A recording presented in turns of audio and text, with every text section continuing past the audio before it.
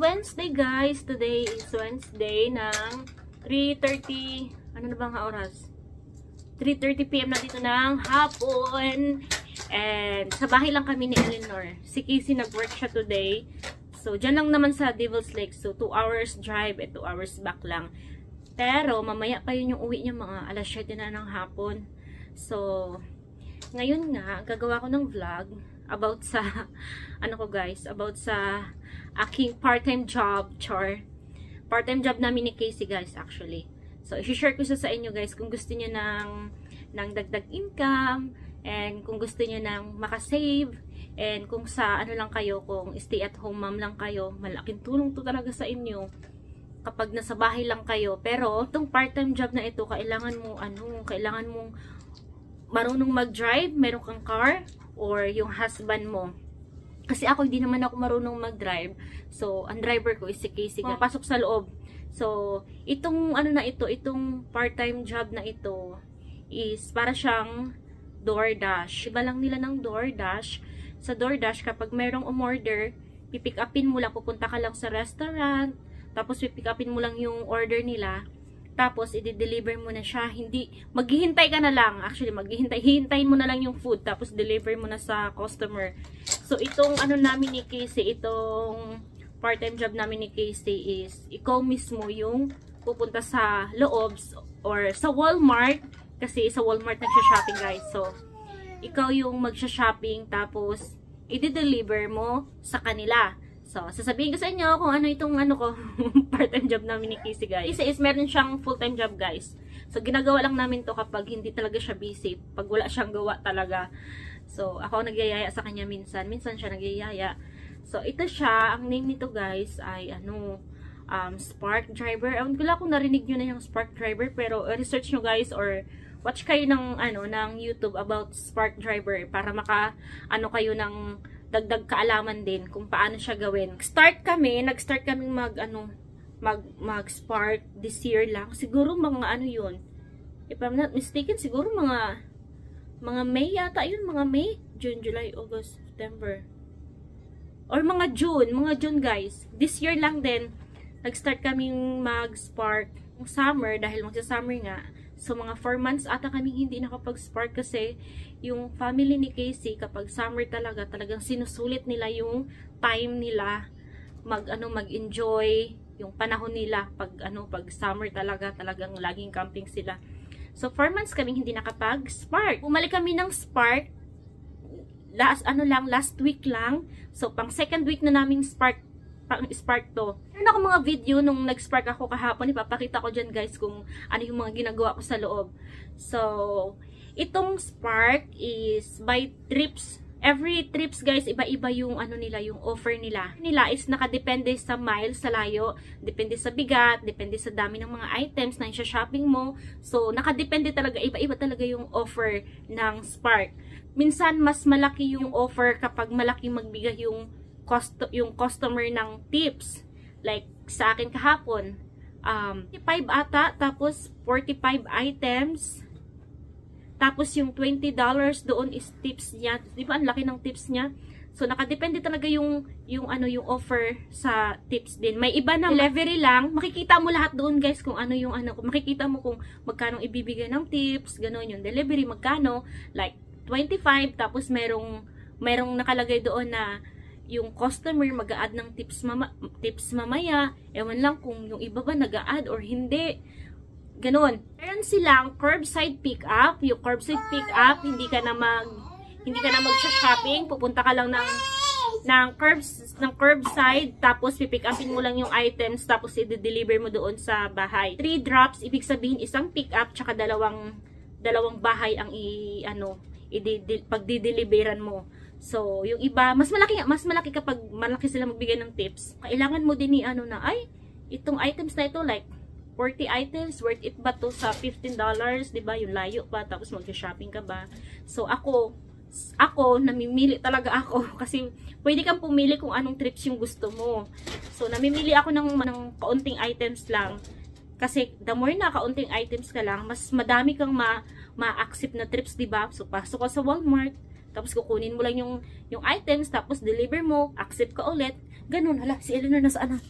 So, saan ba tayo guys? So, sa earnings naman guys, after mo mag-shopping, tapos after mo ma-deliver yung items doon sa customer, yung delivery fee is pumapasok yun sa account sa Spark. So, automatic pumapasok talaga yung delivery fee doon sa bank mo. Tapos, yung napagod ako makita sa taas. Tapos, wait. And then, yung tips naman is, sinisend nila sa bank mo every 1 week, guys. End of week. Sinisend nila yung tips. Kahapon, di ba nag-Spark kami? Magkano ba kami? Parang nung last na time na chinek ko, 54 tips ata kami ha. 7 trips yun guys. 7 trips lang yun. 7 trips. So, naka 54 tips kami. Plus, may mga incentive. Ito kasing Spark guys, may mga incentive sila. Hindi everyday, same yung incentive nila.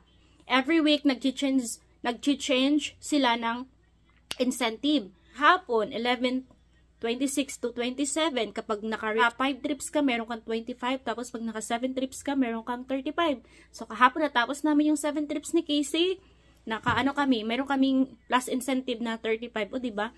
Tapos yung total earnings namin kahapon, naka 1, ano ba yun ha? Ipakita ko sa inyo dyan mamaya guys. So, ito yung in-spark namin kahapon guys, Tuesday, November 26. So, ayan, yung Tuesday 26, ayan yung earnings namin kahapon. Naka 7 trips kami. Meron kaming 121.46. Yan yung bayad lang nila sa delivery for 7 trips. Itong next naman na processing earning, ito yung na-reach namin. Na-reach namin guys na 7 trips and then meron kaming $35. Yan yung incentive nila kahapon. Next natin guys, ito naman yung unconfirmed weekly tips. Pero itong tips na ito, hindi pa ito pumapasok sa account namin kasi hanggang December 1 pa yung weekly. So, kapag nag-spark ulit kami, tataas ng tataas itong weekly tips. Papasok naman ito sa bank account mo guys after December 1. So, yeah, yan yung income namin kahapon. Ito naman yung total namin na kinita sa pag-spark kahapon guys. Naka 200 kami for 7 hours. Kasi si Casey may work pa siya. Nag-start kami mag-spark ng around 2 ata yun. Tapos nag-accept kami guys. Alam malaki yung last na namin na trips namin kasi 45 yung binigay. Kaso naman ang dami-daming items. Sabi ko, hala, nagsisi ako bakit ko to in-accept. Kasi ang dami, siguro 75 items yun, 75. Na-deliver namin yung nag-start kami mag-shopping mga 8. Na-deliver namin yung mga items sa customer, mga 10 na. Mabuti na lang, at sobrang lapit lang ng pinag-deliver namin dun sa bahay namin. Siguro mga 3 houses lang bahay na namin guys. After namin mag-deliver, umuwi na kami ng bahay. 45, yung 75 items na yun. Tapos ang tips na binigay niya, 20. What, baby? You want more? Oh, sit down ikaw. Go get your chair. Get your chair. Oh, here's your milk. First, kapag mag-sign up ka ng Spark driver, kailangan mo talaga ng sasakyan. Tapos, kailangan mong mag-upload ng insurance bago ka nila ma-accept. Okay, wait, I give you more. Here. Ayan o. It's the same, baby. Tapos guys, sa metrics naman, pumapasok doon yung on-time arrival mo. Tapos, pumapasok din doon yung, nakalagay yung mga percentage eh. Kami naka 99% ata kaming on-time arrival. 3% ang accept namin ng offer. Kasi hindi naman kami masyado nag-spark, diba? Kapag hindi lang talaga busy si Casey. Ilalagay ko dyan yung link kasi meron silang ngayong offer na meron silang mga offer, mga incentive na bagong hired na Spark, makakaano ka ng 100 tapos makakaano din ng 100 ganun. Ilagay ko diyan yung link sa inyo. If gusto niyo lang, try nyo lang. Itong Spark, maganda siya. Para sa akin, malaking tulong tong Spark na to. Hindi about lang sa pera-pera. Laki kasi nawawala yung board ko. Kasi lagi ako sa labas. Tapos marami kaming bahay na pupuntahan. Marami ako nakikitang magagandang bahay, mga ganon. Alam nga yan ni Casey dati, yung Spark, scam. Sabi ko, hindi, try mo lang. Try lang natin, mag-sign up ka. Sabi niya, hindi kasi ilalagay yung mga information niya. O hindi nga yan, kasi meron ako Facebook na nag-Spark siya. Tapos yan, tinaray namin. Nung first time namin mag-Spark, sa, sa Walmart, is, parang kakaunti pa lang yung nag-i-spark. Siguro, may nakikita akong nag-i-spark. Siguro, mga 7 lang sila. Meron pa rin doong Pilipino, guys. May dalawa akong Pilipino doong na-meet na nag-i-spark din.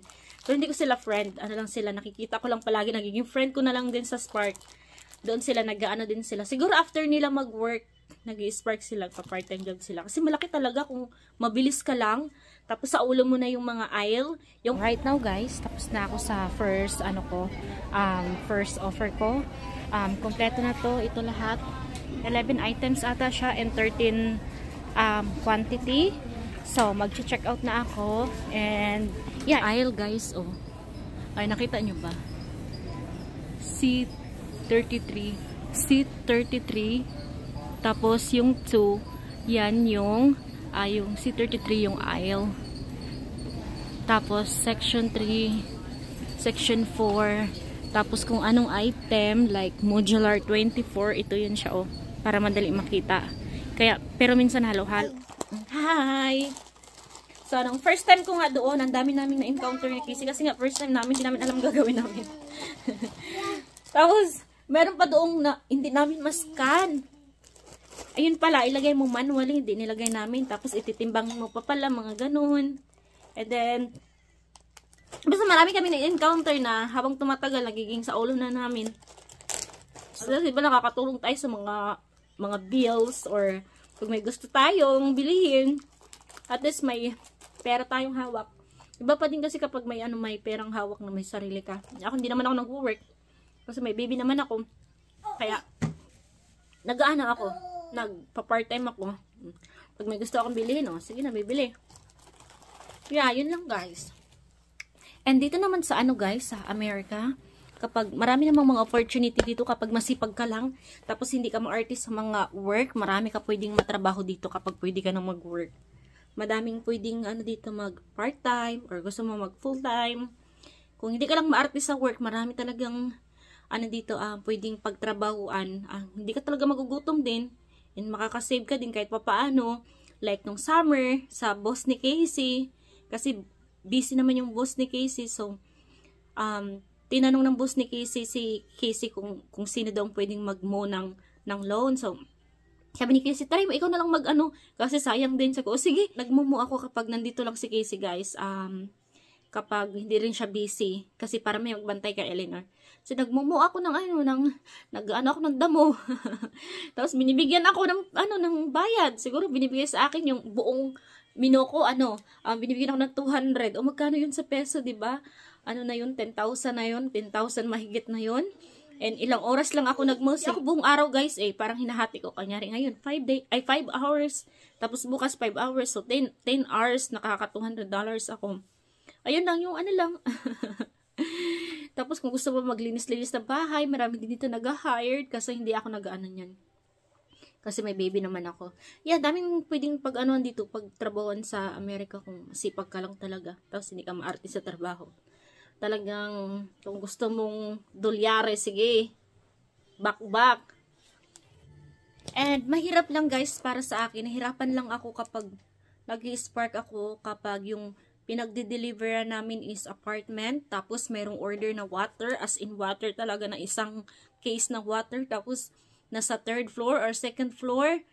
Ay nako, sobrang hirap, ang bigat-bigat pa. Apartment, tapos mabigat yung mga order nila, talagang malaki sila magbigay ng tips. Tapos meron pang nakakatawa kasi first time, meron ditong condo na sobrang taas talaga ng condo. Meron siya, ang dami niyang in-order. Talagang isang pushcart. Tapos, nung pagdating namin doon, nagulat kami ni Casey, hala, dito pala, i-deliver condo. Paano natin to dadalhin? Kasi ang daming plastic. Tapos, meron pa kaming Eleanor. Kasi kung ako lang mag-isa, matatagalan mag-deliver Ang taas ng ng floor niya, siguro mga 10th floor ata siya.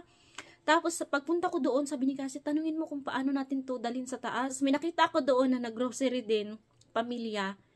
Pumunta siya sa likod ng building. Kumuha siya ng pushcart. Ang dami mga pushcart doon, mga Target, mga grocery pushcart. Sabi ko, hala, may pushcart. Oh, baka sabi ko kay Casey, baka yun yung gagamitin. Tapos tinanong ko yung family na, ginagamit ba itong pushcart para mag-deliver ng dala ng mga groceries? Sabi niya, yeah, doon sa likod, punta ka doon, nandoon yung mga pushcart. Kasi hindi mo na may madadala lahat yung ma-i-deliver mo. Nagtawanan kami ni Casey, paano natin to i-deliver? Ang dami-dami ng grocery.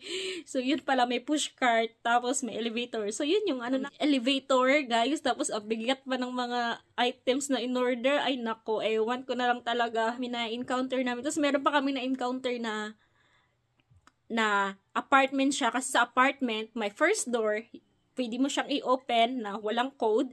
Tapos sa second door naman may code. Yung ibang customer naman hindi nagbibigay ng code. Kaya minsan natatagalan doon. Ikukontak mo pa yung customer na anong code ng apartment mo. Gusto nila i-deliver talaga doon sa door to door ba. Tapos yung iba nakakalimutan siguro maglagay ng code. So, yeah, yun. Masaya magano, pero masaya guys, enjoy. Nawawala yung board ko talaga kasi kung dito lang ako sa bahay, ay nako, ewan ko na lang. Nako, magsha-shopping ako sa loob ng Walmart. Eleanor, don't do that. No. Wait, kung papipiliin ako, magsha-shopping sa Walmart, sa loob ng Walmart, or pipick up sa curbside, for me lang mas gusto ko ang mag-shopping kasi nasa sa iyo kung gusto mong bilisan mo ng bilisan para marami kang ma-accept na trips. 'Di ba?